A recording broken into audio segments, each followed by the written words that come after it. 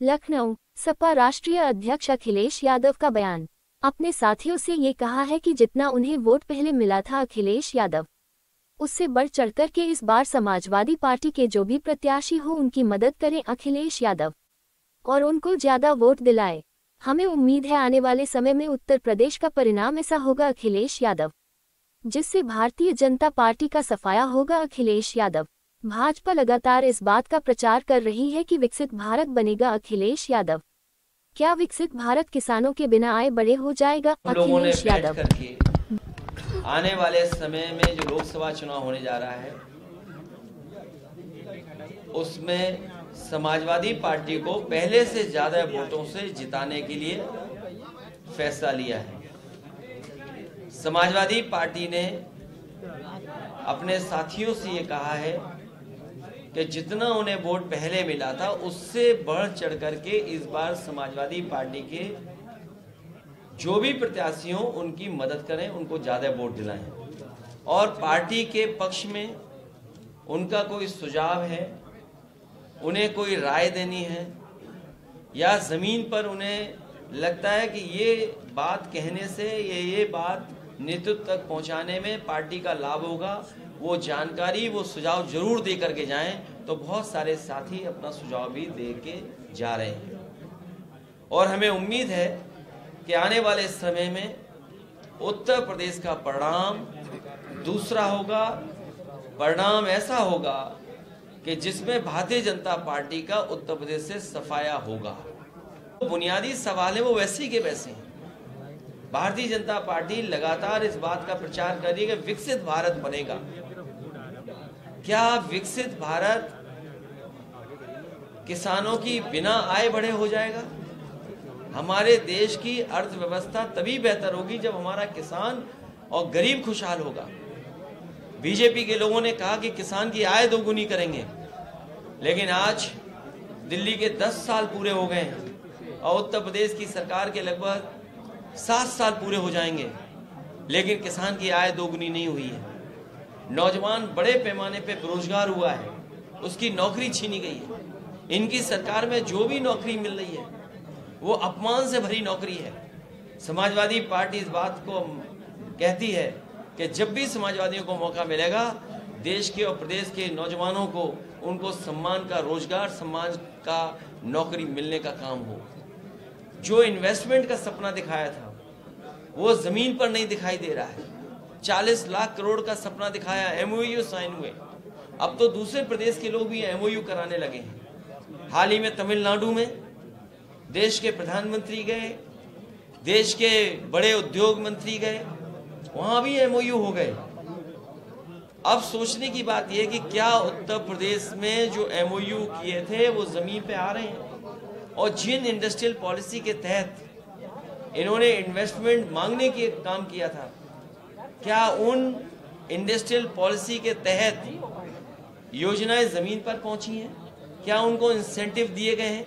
जब बजट में इंसेंटिव का पैसा नहीं था या इंसेंटिव के लिए कोई बजट नहीं था तो फिर इन्वेस्टमेंट क्या आया है?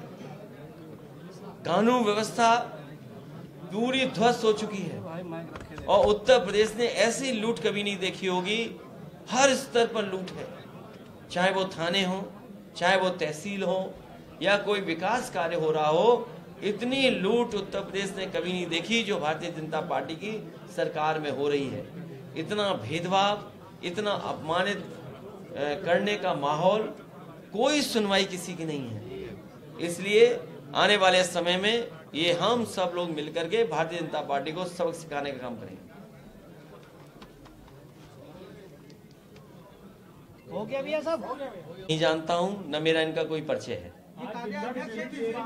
मैं नहीं जानता हूं, न मेरा कोई परिचय है, न मेरी उनसे कभी कोई मुलाकात हुई होगी।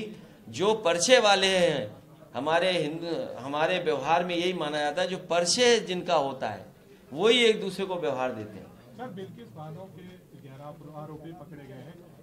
गुजरात सरकार जब गरीब के घर में खुशहाली आएगी, गरीब के बेटे को नौकरी मिलेगी, तभी हम उसके घर में मानेंगे कि दिया जला है।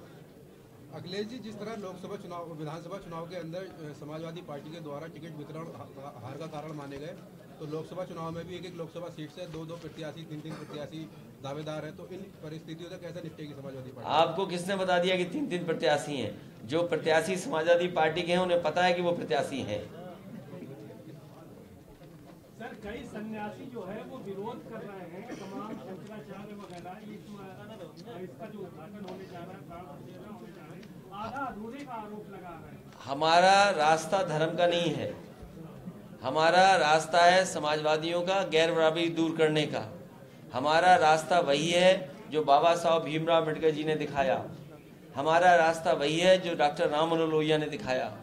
हम उसी रास्ते पे चलेंगे जिस पर नेताजी ने हम लोगों को संघर्ष कर करके चलाने का काम किया है। इसमें समाजवादियों ने मेट्रो हर शहर में दी। लखनऊ की मेट्रो समाजवादियों की देन है, कानपुर की मेट्रो समाजवादियों की देन है, आगरा की मेट्रो समाजवादियों की देन है, दिल्ली से नोएडा जोड़ने वाली मेट्रो समाजवादियों की देन है, नोएडा से ग्रेटर नोएडा जोड़ने के लिए समाजवादियों की देन है। और हमें खुशी है इस बात की, आज मैं एक अखबार का कॉलम पढ़ रहा था जिसमें ये आंकड़े बताए गए हैं कि 2017 के बाद और अभी तक 8.4 करोड़ लोगों ने मेट्रो में सफर किया है। इतनी बड़ी उपलब्धि भारतीय जनता पार्टी की किसी योजना की नहीं होगी। जो लखनऊ में समाजवादी पार्टी की सरकार में बनी थी मेट्रो, उसकी उपलब्धि दिखाई दे रही है। और मैं तो कहूंगा देर आए दुरुस्त आए, अब सरकार ने फैसला लिया है कि अगले फेज की भी मेट्रो बनेगी।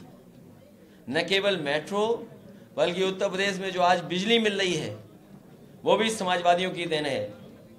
निवेली लिग्नाइट जो बड़ा प्लांट बन रहा है बिजली का, वो समाजवादी पार्टी की देन है।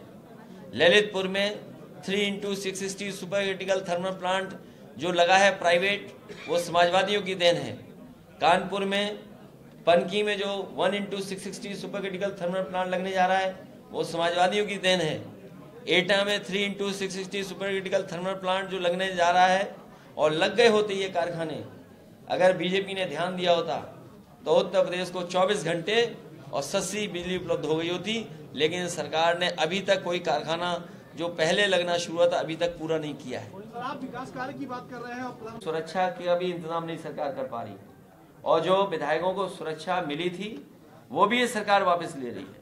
और हम तो आपके सामने और आपके सामने कहेंगे कि अगर कोई भी नेता हो जिसके मन में अगर 1% भी अविश्वास हो और उसे सुरक्षा की जरूरत हो, तो सरकार को पूरी सुरक्षा देनी चाहिए। चाहे वो समाजवादी पार्टी की विधायक हो या कोई दूसरा नेता हो, उसको सरकार को पूरा का पूरा सुरक्षा का इंतजाम करना चाहिए, देना चाहिए। सभी एक्टरों को भी निमंत्रण दिया जा रहा है। आलिया भट्ट, रणबीर कपूर। मैंने अभी कोई हाल में किसी की फिल्म नहीं देखी। और अभी जो बुलंदशहर के जो हत्यारे थे उनको भी सजा न्यायालय देगा। और जो हमारी पार्टी के तमाम लोग हैं जो जिन पर झूठे मुकदमे सरकार ने लगा करके जेल भेजा है, चाहे वो आदरणीय आजम खान साहब हो, चाहे हमारा इरफान सोलंकी हो, या रमाकांत यादव हो, या बहुत सारे ऐसे नेता हैं जिन पर लगातार झूठे मुकदमे लग रहे हैं। हमें उम्मीद है और उम्मीद बड़ी है कि न्यायालय भी इनको मदद करेगा, न्याय देगा। आज दिल्ली में सीट शेयरिंग को लेकर कांग्रेस से बातचीत चल रही है, कब तक हो सकता है कि सीट शेयरिंग हो जाएगी? दिल्ली में जो बातचीत हो रही है उसमें पार्टी की तरफ से सुझाव दे दिए जाएंगे। सर, महिलाओं की सुरक्षा और उनसे सुझाव भी मांग ली जाएंगे। सर, महिलाओं की सुरक्षा की बात कही जाए, अभी तक के कहीं ना कहीं इंसाफ नहीं मिल पा रहा है महिलाओं को, ये महिलाओं की सुरक्षा की बात करने में। एनसीआरबी के अगर हम आंकड़े देखें, उत्तर प्रदेश में सबसे ज्यादा असुरक्षित महिलाएं हैं। एनसीआरबी के अगर हम आंकड़े देखें तो जब से भारतीय जनता पार्टी की सरकार दिल्ली में आई है 1 लाख किसानों ने आत्महत्या की है। अगर हम एनसीआरबी के आंकड़े देखें तो उत्तर प्रदेश कस्टोडियल डेथ में सबसे आगे बढ़ता हुआ नजर आ रहा है। सबसे ज्यादा बेरोजगारी यहाँ पर है, सबसे ज्यादा नौजवान निराश हुआ है। तो एनसीआरबी के अगर हम आंकड़े जानें और देखें तो उत्तर प्रदेश बहुत पीछे दिखाई देता है। सर, आपने जो पीडीए बनाया है, ये खराब बात नहीं कह रहे हैं बच्चे, वो सही बात कह रहे हैं। वो मौन है सब, उनका मास्क कभी हटा नहीं है। कोरोना चला गया है लेकिन 69,000 के बच्चों के सवाल पर उन्हें भी मास्क लग गया। सर कड़ाके की ठंड पड़ रही, लेकिन सरकार की तरफ से वहाँ कोई दलित पिछड़े वर्ग का मंत्री जा नहीं रहा है। मैं उन सब नौजवानों से कहूंगा कि ये 100 दिन है, भारतीय जनता पार्टी को हराने के लिए निकल पड़े। ठीक है सर, थैंक यू। मैं प्रेस का एक साथ साथ और भी फार्मूले इसमें लगाए जाएंगे। सर बुलंदशहर में एसएचओ हत्याकांड के जो आरोपी थे उसको बीजेपी ने जोनल प्रेसिडेंट बनाया। हमें उम्मीद है न्यायालय पर ऐसे अपराधियों को, ऐसे दोषी लोगों को सजा न्यायालय देगा बहुत जल्दी। जिस तरीके से गुजरात में जब सरकार ने फैसला लिया, सुप्रीम कोर्ट ने उस फैसले को पलट दिया, सजा मिली। हमें उम्मीद है कि ऐसे लोग जिन पे आरोप हैं उनको सजा न्यायालय देगा। सर कस्टम ऑफिसरों सरकार से उम्मीद नहीं है। सर कस्टम ऑफिसरों ने जो है प्रेस कॉन्फ्रेंस करके कहा है कि मेरी जो है पेंशन जो है नहीं मिल पाएगी, इसके लिए प्रेस कॉन्फ्रेंस की। कस्टम के ऑफिसर के लोग इस तरह की जो है बात कर रहे हैं, कैसे देखते सर? मेरी जानकारी में नहीं है, लेकिन अधिकारियों को या कर्मचारियों के जो मुद्दे उठते हैं सरकार को उसको ध्यान देकर के उनके समाधान करना चाहिए। हमारे विधायकों ने बहुत हमें राय दी है अमेठी रायबरेली को लेकर के भी। हमारे पार्टी के विधायक जो चुनाव जीते हैं उन्होंने सुझाव और राय दे दी है, उस पर हम विचार करेंगे।